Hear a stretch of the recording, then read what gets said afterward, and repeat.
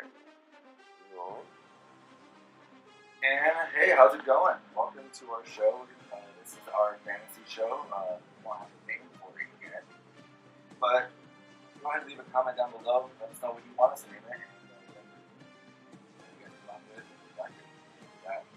But today we're going to be talking about our top 12 or top 10 running backs. And with my co-host and producer, Jeremiah Hamilton. Jeremiah, how you doing? Hi guys. So today we're going to be, like I said, talking about the top 10 running backs, but we're going to break it in half. So this video is going to be top 5. The next video is going to be top 10, or 6 through 10, combined top 10. So part 1. All the stats I got were either from Pro Football Reference or NFL.com. Some websites have discrepancies, so if they're off, I apologize. They're going to be generally like that. And then all the ADPs, average draft positioning, will be from Pro Football Calculator. Go ahead and check that out if you want to about where everyone's at. And today we're going to go ahead and start with number 5 and work our way to number 1 to kind of mix things up a little bit. But our number 5 running back off the board, in our opinion, is Alvin Kamara, running back for the Saints, 22 years old. This guy is amazing. You know, his yards per carry are 6 yards. You know, that is incredible right there. I don't know any running back that's going to be able to do that over the course of a career. Exactly. So you're going to go ahead and take a risk. A guy like Alvin Kamara with a great season reminds me of a guy that I used to watch play for that same team, Mr. Reginald Bush. I just want to say that one great season does not mean that you're going to come back out there again. You could just end up being a distraction for the offense. Not like a actual emotional distraction, but more of a distraction for the defense, using it as a decoy, per se. That's a very good possibility. But I got him at number 5, mainly because we got Mark Ingram suspended for the first 4 weeks of the season. So he's going to double his touches, double his carries, receptions. Even last year, you know, he still had great numbers due to a lack of carries and receptions in themselves.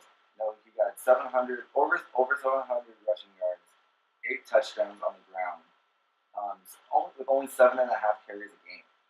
So that's amazing. Receiving yards, he had over 800. He led the NFL at the running back position with that. Even with receivers included, number 14. That's pretty great. 5 receiving touchdowns, second for running backs, 15th for receivers. Receptions, 82. Second for running backs, 8 for receivers. And he had over 100 targets. So you add all that, right? The beginning of the season, Adrian Peterson was there. You know, he was a distraction in the locker room and everything was there. So you take away touches to him right there. But now you're going to gain those touches, plus the additional touches with Ingram out. I think he's going to be a great running back, but like we talked about with the risk, it's going to be kind of scary. I see him, he honestly should be picked between pick 5 and maybe pick 7 or pick 8. I don't know if I would necessarily take him over Ezekiel Elliott, David Johnson, but even a Saquon Barkley, if you took Saquon over him, I would hate it. But that's what I was gonna say. Was if you don't pick, the only thing I'm confused so far is that this is pretty high up with all the running backs in my head right now. I'm kind of going through them, and you said 5 is where Kamara lines up. You know what? I'm just gonna let you go ahead and go on to the next one because I want to know more before I go into too much about this. Right. So for our number 4 running back, David Johnson, coming back from his season-ending injury from last year, he's still only 26 years old. So I mean, to me, he feels like he's older than what he really is. I feel like he's been in the league for a long time. Maybe it's just me, but his average draft positioning is actually 3rd overall. To me, he should be picked between 4 and 7, kind of like Kamara, where they're kind of interchangeable in a bit. But he was hurt all last year. So a lot of people look at that and kind of say, like, well, there's tons of question marks right there. He could not be the same guy. People get injured and they're never the same player ever again. But I look at it as he's young still. If he's ever going to return from an injury like this, it's going to be now. Fitz is back, but the rest of the offense is decimated. So they're going to have to live through David Johnson, especially when you got Sam Bradford and they drafted Josh Rosen, I believe. So they're going to have quarterbacks that don't know the system. David Johnson's going to, just by sheer volume, has to give you good numbers. What are your thoughts on him? I don't like him. I don't like him, Condon, one bit. You know what? David Johnson, like you said, injured last season. Had a good season before. Or could you say that that was off of the necessity of his volume from then? And that might have led to his injury, causing him to possibly never really come back from this one? I don't know. All I'm thinking is, like I said, they have Larry Fitzgerald, locked and loaded as their wide receiver 2. But then they have Ricky Seals-Jones at tight end. They got Bryce Butler in free agency. They drafted Christian Kirk. I see a lot of guys that don't really scare any defenses. So I just think out of necessity now, he's going to have to get your volume. But between David Johnson and Kamara, which one do you think you would be drafting this season? Neither. I would go with like 7 other running backs behind him probably in your list than I would ever go with these 2 guys. That's just me personally. Because I look at red flags all over both of them. High upside from a rookie 1 season, sophomore slump. 2, you have David Johnson who came off the injury and he's a cutter. He's not a bruiser, so I'm not expecting him to really come in there and kind of bruise his way through the line after being a cutter for so long in this injury. I'm not betting on him. But if you guys think that there's a high chance that if you want to take a gamble, I get the gamble at 4 and 5 that the upside could be there. And you still may find the guys that I would end up drafting anyway. So I look for sleeper. Yeah, I kind of definitely agree with what you're saying. It's definitely not to mention in 2016, last time he played a full season, he had over 2,100 total yards, 20 total touchdowns. He was getting 18 carries a game and 120 targets, 80 catches. So, that was just an ungodly season. I don't think there's any way he's going to repeat that, but I think if he gets maybe 70 to 80% of that, that's still going to be a high value potential. Just got to hope he plays all 16.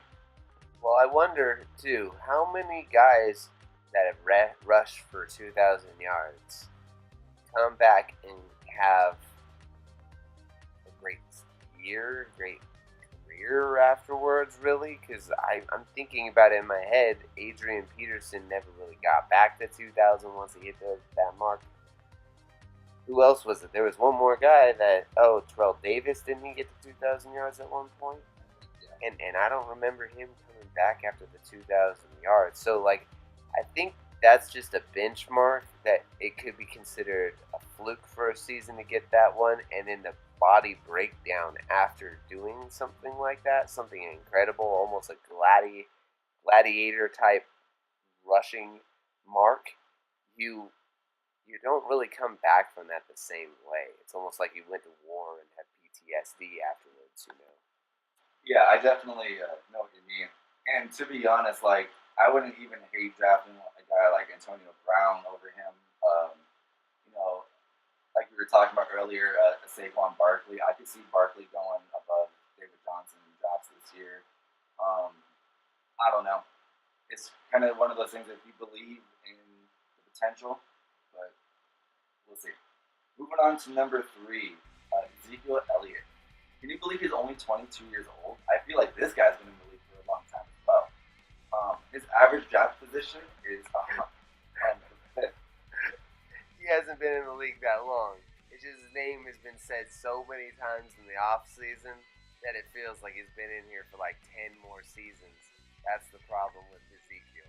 That makes a lot of sense. Last year he was in the news every single day, so it probably made it feel like he's 28. But he's being apparently he's not though. No, 22. He's younger than me. That feels weird. Being picked 5th overall on average, I think he should be picked 3rd overall. I think this is the tier break between him and then like you got Antonio Brown and all those guys. This guy and the next two guys on my list, I think if you got the first 3 picks in the draft, you have to take one of these guys. But last year, he only played 10 games, right? Suspended for the 6. In 10 games, he had just under 1,000 yards. He had 7 touchdowns. He was getting 24 carries a game, led the league in carry, only fumbled 1 time. And the thing about that is, he's been a solid running back every single year, but for whatever reason, people keep talking about how great Todd Gurley is and Le'Veon Bell, and they don't give this guy any credit. He's super underrated, and he's still the 3rd best player in football.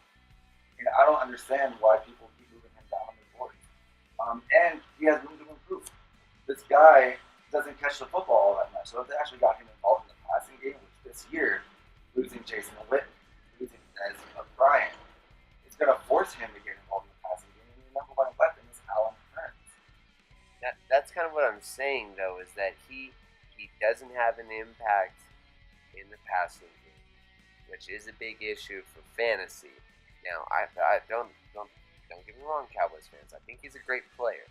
Just don't necessarily know how his stats will hold up, because he's about 1,000-yard rusher a season, maybe a couple yards out of the backfield for a couple passes as a distraction, maybe, and using some of his pass blocking ability. But it did seem like they took him out every once in a while on 3rd down, because he isn't really the passing impact player that they want for that particular down. So that does make a bit of a difference.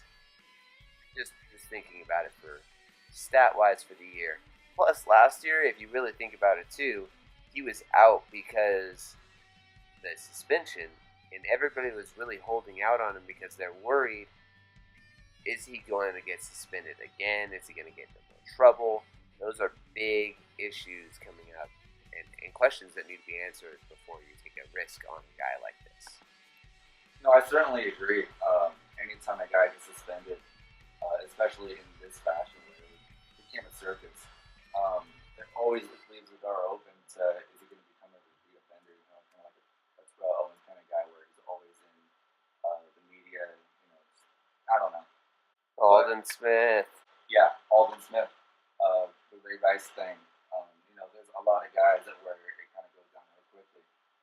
But I look at him and I just see consistency. When he's on the field, I see he had 25 career games with 22 touchdowns. That is sustainability right there. And the thing about it is that he had, like I said, he was averaging just under 100 yards a game. And in one of those games against Denver, he had some outlier game of like 9 carries for like 5 yards or whatever it was. It was just stupid. So basically, he had a 0 for you for 1 game, and he just destroyed the rest of the season. So especially with everything we talked about with the weapons being gone, I just see the volume of this guy, the upside of this guy, can put him in the category of the next 2 guys. Yeah, and let's go ahead and hear who do you have next, David? So next I have Todd Gurley. A lot of guys have this guy number 1. He's average that position is number 1. I think he should be picked 2. This guy was amazing last year. He was I believe he was the MVP of the league. He was going to average you 23.7 points per week. Finished number 2 in rushing yards, and if he played the last game of the year, he would have been number 1. 13 rushing touchdowns. He had 18 carries a game. He had 64 receptions, 788 receiving yards, and 6 receiving touchdowns. So he's basically a wide receiver 2 combined with a running back 1. With that offense, adding Brandon Cooks, it might take away some of the targets because Sammy Watkins last year wasn't doing anything. But I think that this guy is going to regress. But I think he's still going to regress to a point of better than everyone else. Agreed about the regression, and I think that the regression is going to happen in the first 4 games of the season. So if you want to draft this guy, just make sure that you have a back to cover the first 4 weeks at least, because I have a feeling the They're going to try to go to the air it out offense because they have Goff, they have Gurley, they have all these weapons now. And they're going to slowly start to realize that that may not be in their best interest when you have a workhorse like Gurley that can take the ball multiple times a game. And going into the playoffs, the reason why I would say that this guy would be more of a number one is because the weak competition he's probably going to be playing at the end of the season when playoffs come around. Big things for fantasy, especially like you said. What was it? The last four weeks of the season? Three of the last weeks before the end of the season are some of the most important ones. Yeah, the 3 of the last 4 of the last week of the season doesn't matter because if you're in a league that has week 17, because half the players don't play. Todd Gurley didn't play last year in week 17. So if you're in a league like that, get out of it. So basically, the important weeks would be week 14, 15, and 16. And those are the weeks I feel like he's going to be able to step it up the most. Because if you think about it, what do teams do at the end of the year? They run. They run. And at the beginning of the season, when the weather's great, they pass. And most teams realize early on what pass plays aren't going to work, and they start to shut down a lot of the passing offense, bring out more of their rushing so that they can start disguising, especially if they're a good team. They'll start disguising, getting ready for more of a playoff run at the end. Right. And something to kind of think about as well is that he had 6 receiving touchdowns this year, led the league at running back position, and he was tied for 11th receiving. This is the first year he's ever had a receiving touchdown. So it's very hard to say that he consistently gets receiving touchdowns, especially now when you're adding pieces like Brandon Williams and Cole. But I think no matter what, he's going to be a safe pick because even on his down year 2 years ago, his average just under 100 yards and just under 10 touchdowns every single year. So it's a safe pick for me. I would feel fine drafting him first overall if you don't like this guy. If he's any later than first. Okay, David, so what do you think the number one overall running back is? To me, the number one overall running back, first overall pick in the draft, only 26 years old. Another guy that I feel like Bears last year, number 2 running back, average depth position second. I think he should be first. He's averaging just under 20 points a game. Third in the league in rushing yards, third in the league for rushing touchdowns, second in the league in carries a game. Led the running backs with 6 receptions. He was in the top 6 for receptions. He was second in the league for rushing by running backs with targets, 4th for running backs in receiving yards, and 2 receiving touchdowns. This guy is the lock and loaded running back in football. He has been for a year. I'm going to overthink it. I'm going to overthink it right now. Because I think, looking at publicity, looking at what's going on in the media, all the shebang that ESPN's got going on, but are the Pittsburgh Steelers going to be able to get enough contract for Le'Veon to even play this season? That is the big question. That's a possibility. Talks. He said earlier this year, if they franchise tag him, he was not going to play. I think he meant retirement. Yes, retirement. So, but since then he has said that he'll still play. So if he is on the field week 1, which you shouldn't be drafting until a couple days before the league starts anyway because of injuries and whatnot, you're going to know by then whether or not he's playing. If he's playing, pick a number 1. If he's not playing, take an 8th or 9th round pick flyer on just to see maybe he changes his mind. There's nothing wrong with that. And something else to think about, he plays Cincinnati twice a year in the same division. know that they averaged the third most rushing yards in the league per game last year. So you take the volume of that, of everything he's getting, and then you just stack it on a bad defense at Cincinnati. Those are going to be some great. Agreed, but I still have one big major concern about Le'Veon. If, let's say they don't get the contract done, right? They go on franchise him. How much incentive is there really for him to play hard underneath a franchise tag when he knows he could possibly get hurt and ruin millions of dollars in another contract later on? The incentive I see for that would be the fact that if the reason you're not signing the tag is because you want to get paid, you want to show off your next employer, hey, I still got it. I deserve the money I'm going to be asking for.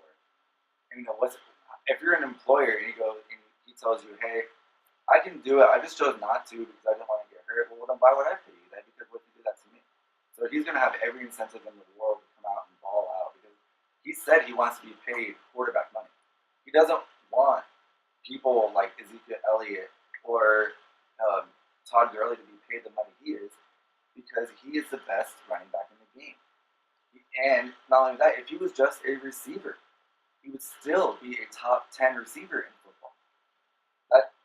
This guy's amazing. They need to pay him. I don't think that they're going to give him that kind of money, one. Two, they're also going to be, there's a reason why he wants that much money. It's because he feels like he's worth quarterback money because he can carry a team himself. He can literally go out there and play running back behind a bad offensive line, good offensive line. Doesn't matter, he'll get yards. And that's the way he's looking at it, is that I can do all these things. Pay me. And you guys already know I can do this. So I don't have to come out here and prove this. There's nothing for me to prove. I've already proved myself. If anything, I'm getting a year of rest under these good legs so that my next employer can pick me up the next season. Right. And the only question mark I have around the Le'Veon Bell team is the fact that they lost Todd Haley. So I think that's the only thing is, are they going to be the same team, the same scheme that they have been running? But preseason will tell that. Like I said, by the time we draft day, you're going to know if he's the same guy. But that's my top 5. We're going to go ahead and talk about like 6 through 10 next week. And so if you like what we're doing, like down below, subscribe if you do. Comment what you want us to name this thing. We don't know yet. We've got a couple suggestions already. I haven't told Jeremiah yet, but I don't know any of it. Yeah. I don't know any of these things that he's talking about. There's words on paper apparently that I did not know. Yeah, so we'll go ahead and see you guys next time. Jeremiah, you want to say those things? Yeah. Support us on Patreon if you guys want to be included in more bonus fantasy content. Maybe we'll start posting new fantasy content more on an up-to-week basis going into the season and as we get closer to our draft that we're going to be having for the league overall. Because yes, that's right. Our Trivia Underground League is going to try its hand at fantasy football. Yeah. So you guys will get to see parts of that here on the channel too. So like he said, give us a like, subscribe to the channel, and comment down below if you're excited to see any of this new content coming your way. Thank you. When he's conquered and won. Raider Nation, let's go, Raider Nation.